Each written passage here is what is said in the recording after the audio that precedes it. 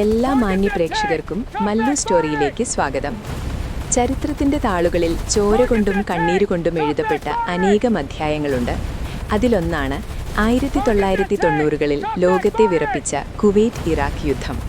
മണലാരണ്യത്തിലെ ആ സമ്പന്ന രാജ്യത്തിന്മേൽ അധിനിവേശത്തിന്റെ കരുനിഴൽ വീണ ആ ദിനങ്ങളെക്കുറിച്ചും സദ്ദാം ഹുസൈൻ എന്ന ഏകാധിപതിയുടെ പതനത്തിന് തുടക്കമിട്ട ആ സംഭവ വികാസങ്ങളെക്കുറിച്ചും നമുക്കിന്ന് വിശദമായി സംസാരിക്കാം.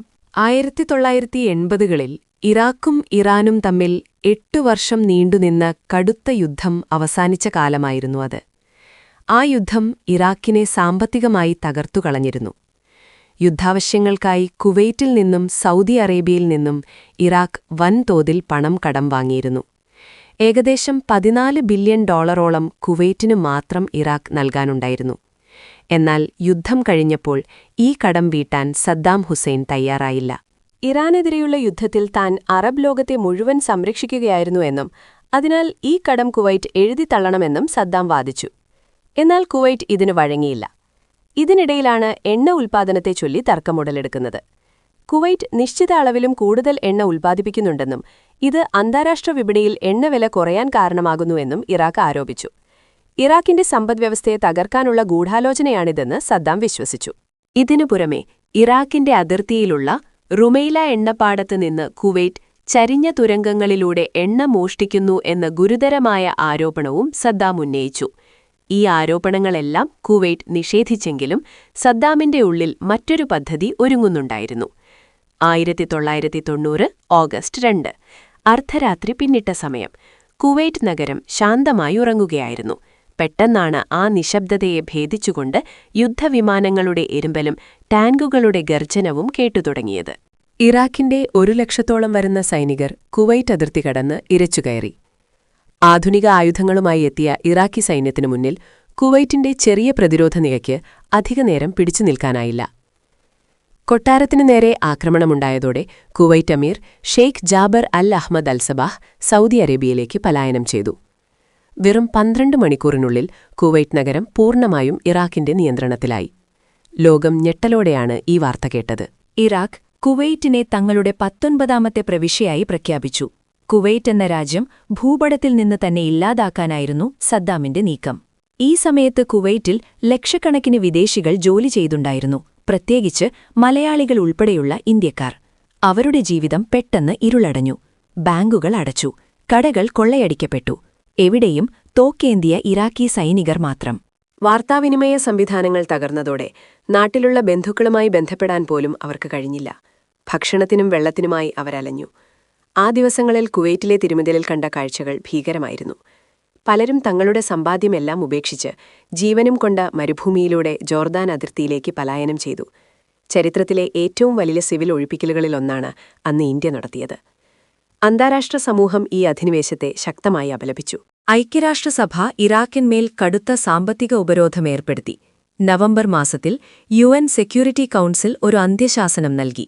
1991 ജനുവരി 15-നകം ഇറാഖ് സൈന്യം കുവൈറ്റിൽ നിന്ന് പിന്മാറണം. പിന്മാറാത്ത പക്ഷം സൈനിക നടപടി നേരിടേണ്ടിവരുമെന്ന് മുന്നറിയിപ്പു നൽകി. എന്നാൽ സദ്ദാം ഹുസൈൻ കുലുങ്ങിയില്ല. എല്ലാ യുദ്ധങ്ങളുടെയും മാതാവ് എന്നാണ് അദ്ദേഹം ഇതിനെ വിശേഷിപ്പിച്ചത്. ജനുവരി 15 കഴിഞ്ഞു, സദ്ദാം പിന്മാറാൻ തയ്യാറായില്ല. തൊട്ടടുത്ത ദിവസം, അതായത് 1991 ജനുവരി 17 പുലർച്ചെ ഓപ്പറേഷൻ ഡെസേർട്ട് സ്റ്റോം ആരംഭിച്ചു. അമേരിക്കയുടെ നേതൃത്വത്തിൽ 35 രാജ്യങ്ങൾ ചേർന്ന സഖ്യസേന ഇറാഖിനെതിരെ ആഞ്ഞടിച്ചു. ലോകം ഇതുവരെ കാണാത്തത്ര വലിയൊരു വ്യോമാക്രമണമായിരുന്നു അത്. ബാഗ്ദാദിലെ തന്ത്രപ്രധാനമായ കേന്ദ്രങ്ങൾ ഒന്നൊന്നായി ബോംബെറിഞ്ഞ് തകർക്കപ്പെട്ടു. അത്യാധുനിക മിസൈലുകളും ലേസർ നിയന്ത്രിത ബോംബുകളും ആകാശത്ത് അഗ്നിവർഷം നടത്തി. സഖ്യസേനയുടെ വ്യോമാക്രമണം 5 ആഴ്ചയോളം നീണ്ടുനിന്നു. ഇറാഖിന്റെ വാർത്താവിനിമയ സംവിധാനങ്ങളും വൈദ്യുതി നിലയങ്ങളും പൂർണ്ണമായും തകർന്നു. തിരിച്ചടിയായി ഇറാഖ് സൗദി അറേബ്യയിലേക്കും ഇസ്രായേലിലേക്കും സ്കഡ് മിസൈലുകൾ പ്രയോഗിച്ചു.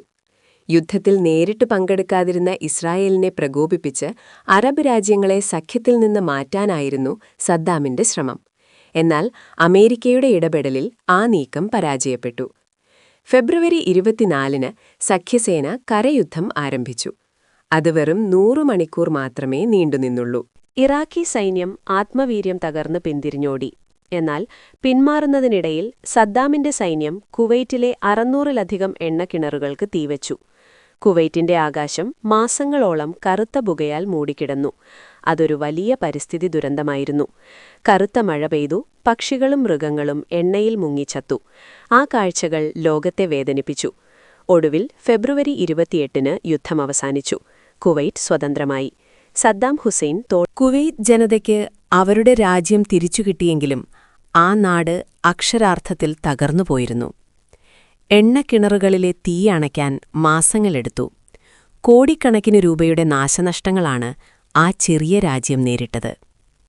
യുദ്ധം അവസാനിച്ചെങ്കിലും അതിന്റെ മുറിപ്പാടുകൾ ഇപ്പോഴും മധ്യേഷ്യയിൽ അവശേഷിക്കുന്നു. സദ്ദാം ഹുസൈന്റെ പതനത്തിന് ആമുഖമായിരുന്നു ഈ യുദ്ധം. വർഷങ്ങൾക്കിപ്പുറം മറ്റൊരു യുദ്ധത്തിലൂടെ അദ്ദേഹം അധികാരത്തിൽ നിന്ന് പുറത്താക്കപ്പെടുകയും വധിക്കപ്പെടുകയും ചെയ്തു. കുവൈറ്റ് ഇന്ന് വീണ്ടും ഐശ്വര്യത്തിലേക്ക് തിരിച്ചു വന്നിരിക്കുന്നു. എങ്കിലും 1990-ലെ ആ കറുത്ത ദിനങ്ങൾ അവിടത്തെ ജനങ്ങളുടെയും അവിടെ ജീവിച്ചിരുന്ന പ്രവാസികളുടെയും ഓർമ്മകളിൽ ഒരു നടുക്കമായി ഇന്നും നിലനിൽക്കുന്നു.